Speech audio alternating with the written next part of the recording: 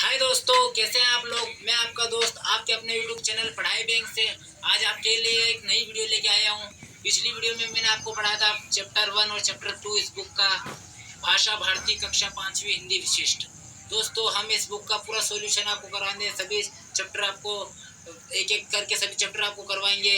मैंने पहले आपको पार्ट 1 और पार्ट 2 आपको पढ़ा दिया है। उस वीडियो का लिंक इस वीडियो के डिस्क्रिप्शन में दिया हुआ है, जाके वीडियो देख लीजिए। और दोस्तों, आज हम इसका पार्ट 3 करेंगे। इसका पार्ट 3 है पंडित ईश्वर चंद्र विद्यासागर। तो दोस्तों, जल्दी से इस चैनल को शेयर कर दीजिए। मैं आपको इस पूरे पार्ट को पढ़ाऊंगा और इस पूरी कहानी का अर्थ भी बताऊंगा, और इसके बाद हम आपको इसके सभी प्रश्नों के उत्तर हल करवाएंगे। सभी प्रश्नों को हल करवाएंगे, खाली स्थान, रिक्त स्थान, सही जोड़ी, सब दूरे, सब कुछ एकदम बारीकी से करवाऊंगा। दोस्तों, आप मेरे चैनल पर बने रहिए और चैनल को शेयर कर दीजिए अपने दोस्तों में, ताकि सभी बच्चे आप ही की तरह घर बैठे पढ़ाई कर सके। आपको घर बैठे आपको पूरा कोर्स करवाऊंगा बच्चों। आपको कहीं कोचिंग जाने की जरूरत नहीं है। मेरे इस चैनल से मैं आपको एक एक प्रश्न एक एक बारीकी से समझाऊंगा। तो चलिए दोस्तों, वीडियो शुरू करते हैं। पाठ 3 पंडित ईश्वरचंद्र विद्यासागर।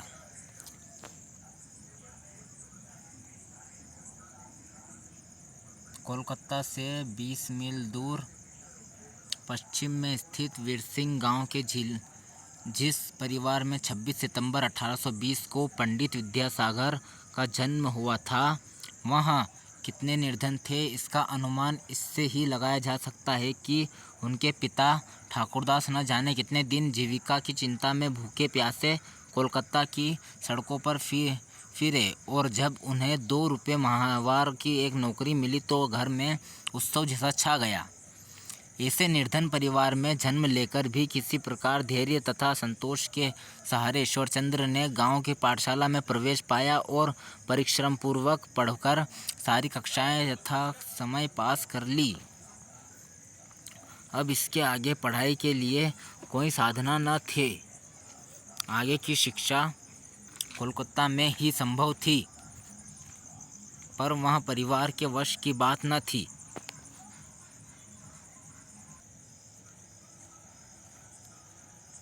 श्री ठाकुरदास की यह कसम उन्हें कोलकाता में ईश्वरचंद्र की शिक्षा के लिए अवसर खोजते रहने की प्रेरणा देती रही।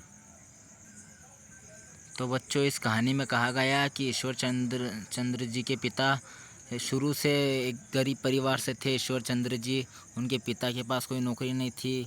उन्हें नौकरी एक मिली जिसकी खुशी उनके घर वालों को फूले नहीं समा रही थी। तो चलिए अब आगे का पढ़ते हैं। श्री ठाकुरदास की यह कसम उन्हें कोलकाता में ईश्वरचंद्र की शिक्षा के लिए अवसर खोजते रहने की प्रेरणा देती रही। वे जिन महानुभाव के यहाँ कार्य करते थे, उनसे एक दिन अवसर पाकर उन्होंने निवेदन किया कि ईश्वरचंद्र का मन पढ़ने में बहुत लगता है। उसने गांव की पाठशाला की सारी कक्षाएं प्रथम श्रेणी में पास कर ली है। यहाँ यदि उसे पढ़ने का अवसर मिलता रहा तो वहाँ एक योग्य व्यक्ति बन सकता है। मेरा अपना जो कुछ बनना था वहाँ तो बन चुका, किंतु यहाँ अवश्य चाहता हूँ कि ईश्वरचंद्र कुछ पढ़ लिख कर योग्य बन सके। मेरा निवेदन है कि आप इस संबंध में मेरी को सहायता करें, जिसके उपलक्ष्य में मुझसे कोई अतिरिक्त काम भी ले सकते हैं। मालिक जग दुर्लभ सिंह ने ठाकुरदास में पुत्र की प्रगति के लिए एक सच्चे पिता की पीड़ा देखी। उन्होंने एक अच्छे मनुष्य के नाते सहायता करने का वचन दे दिया और बच्चे को देखने की बात कही। श्री ठाकुरदास तुरंत गांव आए और ईश्वरचंद्र को साथ लेकर कोलकाता चले गए। इसमें दोस्तों, ईश्वरचंद्र जी के पिताजी ने उनके मालिक से रिक्वेस्ट की कि वो उन्हें पढ़ाने में उनकी सहायता करे, क्योंकि ईश्वरचंद्र जी का पढ़ाई में मन बहुत अच्छा लगता था। वह पढ़ने लिखने में बहुत आगे थे सभी दूसरे बच्चों से। तो चलिए आगे का पढ़ते हैं। 20 मील की दूरी थी और सवारी का कोई साधन नहीं था। पिता पुत्र उस लंबी यात्रा पर पैदल ही चल पड़े। उस समय ईश्वरचंद्र की आयु लगभग 8 वर्ष की थी। ठाकुरदास जानते थे कि 20 मील की पैदल यात्रा उसके लिए कठिन थी और गोद में लेकर भी चला नहीं जा सकता था। निदान स्वरूप उन्होंने उसे बहलाए रखने के लिए शिक्षा की उपयोगिता तथा उसकी प्रगति के उपायों पर बातें करना प्रारंभ कर दिया। साथ ही वे उसे प्रोत्साहित करने के लिए मील के पत्थरों पर लिखे अंक दिखला कर यह भी कहते चले कि हम लोगों ने इतना मार्ग पूरा कर लिया है कि कोलकाता केवल इतने मील रह गया। ईश्वरचंद्र बड़े ध्यान से पिता की बातें सुनता रहा और मील के पत्थरों पर लिखे अंग्रेजी अंक देखता और हृदयंगम करता चला गया।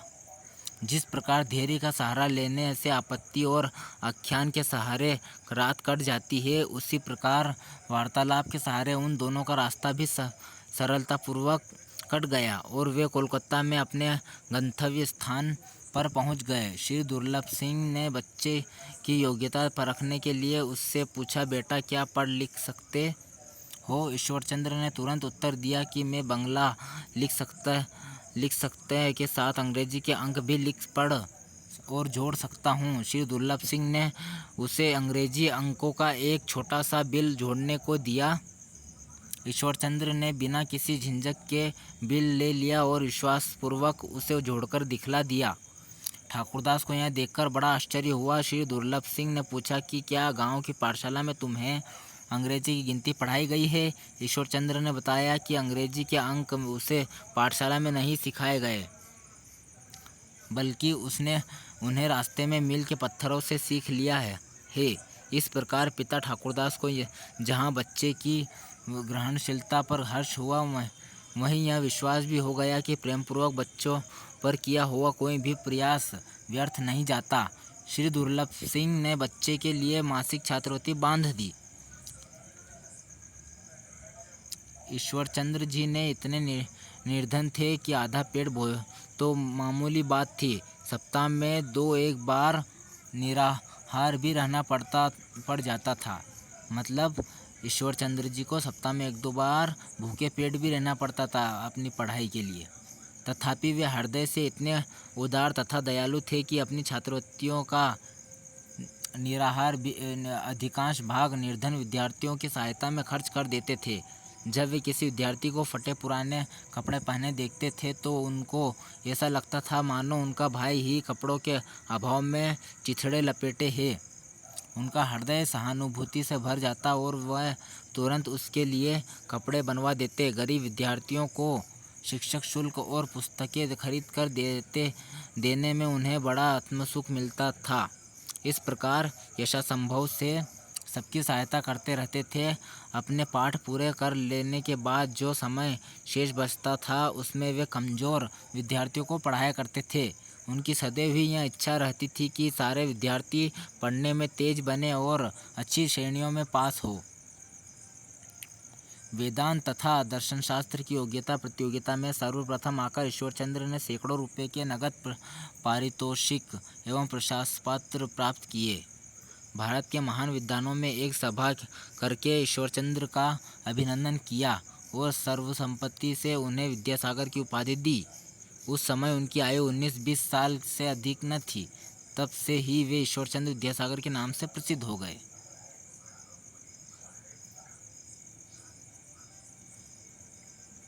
अब इसके क्वेश्चन आंसर करेंगे बच्चों। इसका पहला है बोध प्रश्न, निम्नलिखित शब्दों के अर्थ शब्दकोश से खोजकर लिखिए। तो इसमें हमें शब्दों के अर्थ लिखने हैं शब्दकोश से खोजकर। तो पहला इसमें है उत्सव, उत्सव का आएगा त्योहार। फिर परिश्रम, परिश्रम का आएगा मेहनत। हृदयंगम, हृदयंगम का आएगा मन में बिठाना। और अतिरिक्त, अतिरिक्त का आएगा अलावा। ग्रहणशीलता, ग्रहणशीलता का आएगा रखने की क्षमता। जीविका, जीविका का आएगा भरण पोषण करना।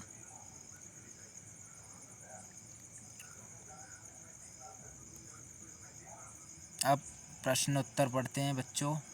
निम्नलिखित प्रश्नों के उत्तर अपने शब्दों में लिखिए।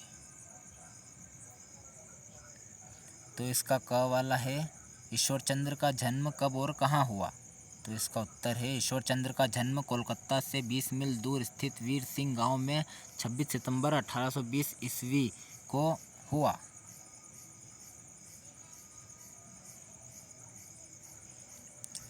नेक्स्ट, ईश्वरचंद्र अपने पिता के साथ कोलकाता कैसे गए? पिता ने उन्हें रास्ते में क्या बताया? तो तो इसका उत्तर है ईश्वर चंद्र अपने पिता के साथ कोलकाता पैदल गए। पिता ने उन्हें रास्ते में शिक्षा की उपयोगिता की बात कही। अब अगला पढ़ेंगे ग।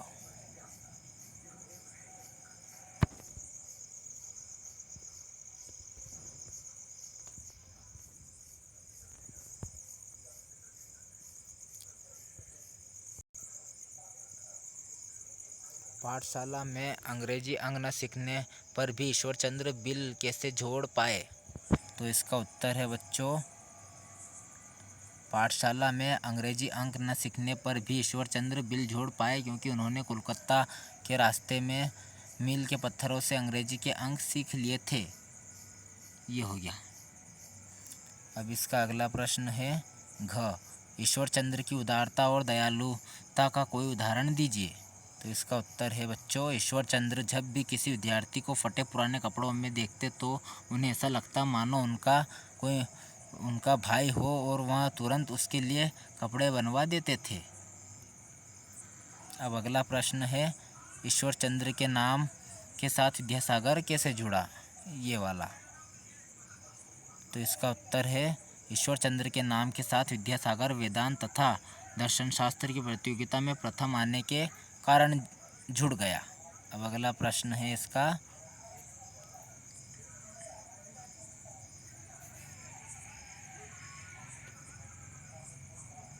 ईश्वरचंद्र को सैकड़ों रुपए के नगद पुरस्कार किस लिए प्राप्त हुए? तो इसका उत्तर है, ईश्वरचंद्र को सैकड़ों रुपए के नगद पुरस्कार वेदांत तथा दर्शन शास्त्र की प्रतियोगिता में प्रथम आने के कारण प्राप्त हुए। ये हो गया। अब इसका अगला प्रश्न है बच्चों, ईश्वरचंद्र विद्यासागर का जीवन किस ईश्वरचंद्र विद्यासागर का जीवन किस घटना से आपको सबसे अधिक प्रभावित किया और क्यों? तो इसका उत्तर है, जब ईश्वरचंद्र जी अपने पिता के साथ अपने गांव से कोलकाता जा रहे तब उन्होंने मील के पत्थरों पर लिखे अंग्रेजी के अंकों को याद कर लिया। हमें इस घटना से सबसे अधिक प्रभावित किया क्योंकि कोई इतनी कम आयु का बच्चा इतने कम समय में अंग्रेजी के अंकों को याद कर लेता है, इसलिए। अब पढ़ेंगे बच्चों रिक्त स्थान।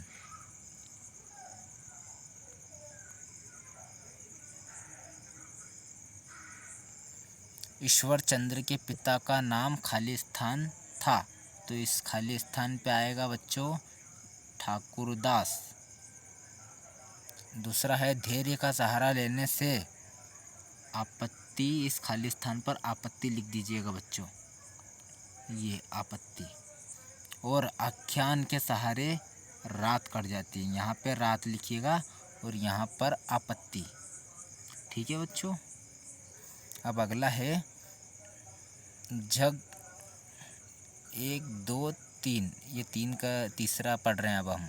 जग दुर्लभ सिंह ने उसे खाली स्थान अंकों का एक छोटा सा बिल जोड़ने को दिया, तो इस खाली स्थान पर आएगा अंग्रेजी। ठीक है बच्चों, अंग्रेजी यहाँ पे लिख दीजिएगा इस खाली स्थान पर। अब अगला पढ़ेंगे हम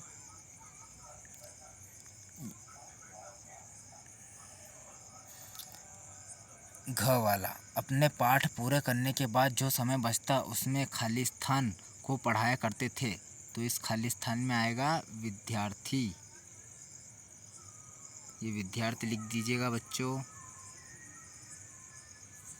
अब अगला है प्रेम पूर्वक बच्चों पर किया हुआ कोई भी खाली स्थान व्यर्थ नहीं जाता, तो इस खाली स्थान पर आएगा प्रयास। ये प्रयास यहाँ पे खाली स्थान में लिख दीजिएगा बच्चों।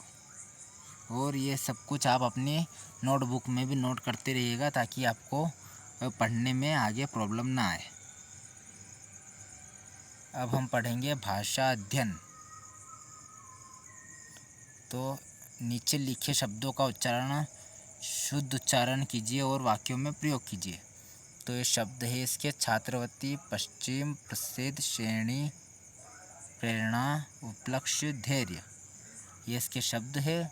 तो हमें इधर शब्द लिखे हैं और इनके वाक्यों में प्रयोग करें यहाँ पे। ये देखिए, ये सब वाक्यों में प्रयोग है बच्चों, इतने ये शब्द हैं। तो अब हम ये पढ़ेंगे। छात्रवृत्ति, गरीब बच्चों को विद्यालय से छात्रवृत्ति मिलती है। पश्चिम, सूरज पश्चिम में डूबता है। प्रतिनिधि, अमिताभ बच्चन एक प्रसिद्ध अभिनेता है। श्रेणी, राजू हर बार प्रथम श्रेणी में उत्तीर्ण होता है। प्रेरणा, हमें सफल लोगों से प्रेरणा लेनी चाहिए। बच्चों, मैंने ये इनके सामने ही लिखा हुआ है, ये देखिए, ये वाला इससे, ये इससे, सब आमने सामने लिखे हुए हैं। अब अगला आएगा उपलक्ष्य, त्योहारों के उपलक्ष्य पर मैंने नए कपड़े पहने। धैर्य, धैर्य रखने से विपत्ति दूर हो जाती है। तो हमने ये भी कर लिया बच्चों। अब आगे पढ़ते हैं। निम्नलिखित तत्भव शब्दों के तत्सम रूप लिखिए। तो ये तत्भव शब्द है और ये तत्सम रूप है इसके। तो माह का आएगा मास और धीरज का आएगा धैर्य। पत्थर का आएगा पाषाण, घी का आएगा घृत, दूध का आएगा दुग्ध। ये दुग्ध हो गया बच्चों, ये भी नोट कर लीजिएगा। अब आगे बढ़ते हैं। ये पढ़ेंगे। परिश्रम में पूर्वक शब्द जोड़कर परिश्रम पूर्वक शब्द बना है। इसी प्रकार नीचे बनी तालिकाओं में पूर्वक और नीय शब्द जोड़कर नए शब्द बनाइए। पूर्वक और नीय शब्द जोड़ के हमें नए शब्द बनाने हैं।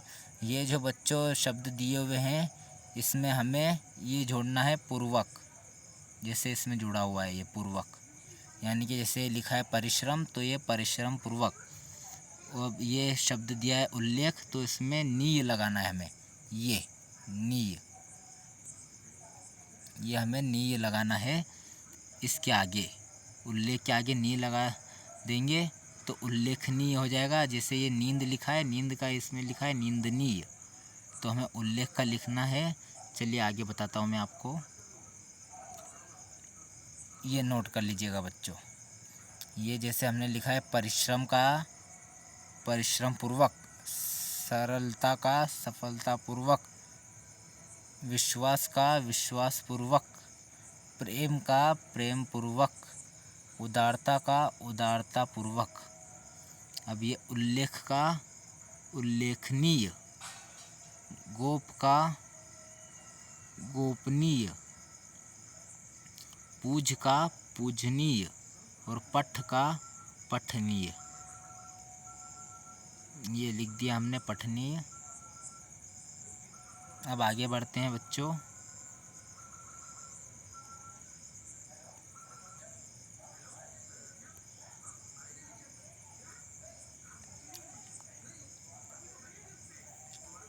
ये देखिए, ये पढ़ेंगे। नीचे कुछ शब्द और उसके विलोम शब्द दिए गए हैं। आप तालिका बनाकर इन्हें आमने सामने लिखिए। ये कर रहे हैं अब हम। तो ये शब्द लिखे हैं यहाँ पे। उन्नति, सत्य, असत्य, अवनति, शिक्षा, निर्धन, आशा, अशिक्षा, धनवान, निराशा, नया, सरल, मीठा, पुराना, कठिन, कट्ठा। तो अब इनको हम सत्य असत्य में और उन्नति अवनति में बदलेंगे। तो ये देखिए बच्चों, ये हमने इसमें बदले हैं। ये जैसे इसका सत्य लिखा, शिक्षा का अशिक्षा, ये सत्य है शिक्षा, ये असत्य में अशिक्षा। और ये धनवान का निर्धन, और ये आशा का निराशा। अब उन्नति और अवनति पढ़ेंगे, ये और ये। अभी हमने ये करा, अब ये करेंगे। तो नया का आएगा पुराना, सरल का आएगा कठिन, खट्टा का आएगा मीठा। ये हो गया बच्चों। अब अगले आगे बढ़ते हैं। निम्नलिखित शब्दों में प्रयोग किए गए उपसर्गों और मूल शब्दों को अलग करके तालिका में लिखिए। तो हमें शब्द अलग करके उपसर्ग और मूल शब्द को अलग अलग करके लिखना है इस तालिकाओं में यहाँ पर। तो चलिए आगे लिखते हैं। अब ये मैंने इसमें नोट कर रखा, आप अपनी नोटबुक में नोट कर लीजिएगा। ये है शब्द, ये उपसर्ग, ये मूल शब्द। तो प्रगति का प्र अलग लिया पहले, फिर गति को अलग लिखा। जैसे इसका पहला शब्द प्र को अलग लिखा यहाँ पे, और फिर ये गति को पीछे लिख दिया, ये गति। अब इसमें है परिश्रम का परि अलग करा, श्रम अलग करा। अभिशाप का अभि अलग करा, शाप अलग करा। पराजय का परा अलग करा, जय अलग करा। विज्ञान का वि अलग करा और ज्ञान अलग करा। ये देख लीजिए बच्चों, और अपनी बुक में नोट कर लीजिएगा। आगे बढ़ते हैं। सही जोड़ी बनाइए। तो अब सही जोड़ी में है बच्चों, चलिए सही जोड़ी बनाते हैं। चलिए बच्चों, अब जोड़ी मिलाते हैं। ये अनेकार्थी का आएगा जिन शब्दों के एक से अधिक अर्थ निकले, ये वाला। तो इसका यहाँ पर। अब पर्यायवाची का आएगा जिन शब्दों के समान अर्थ हो, तो पर्यायवाची हमारा यहाँ आ जाएगा। अब नेक्स्ट विलोम का आएगा एक दूसरे के विपरीत अर्थ वाले शब्द।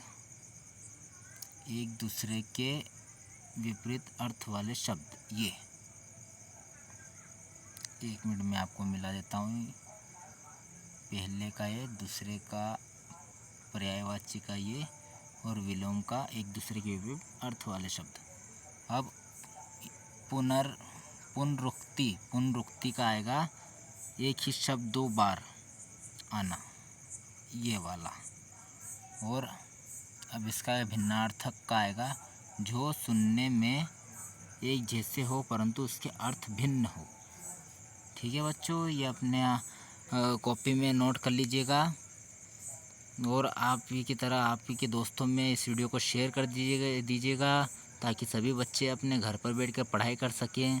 बच्चों, मुझे लाइक और सब्सक्राइब से कोई मतलब नहीं है, मुझे सिर्फ आप लोगों को पढ़ाना है।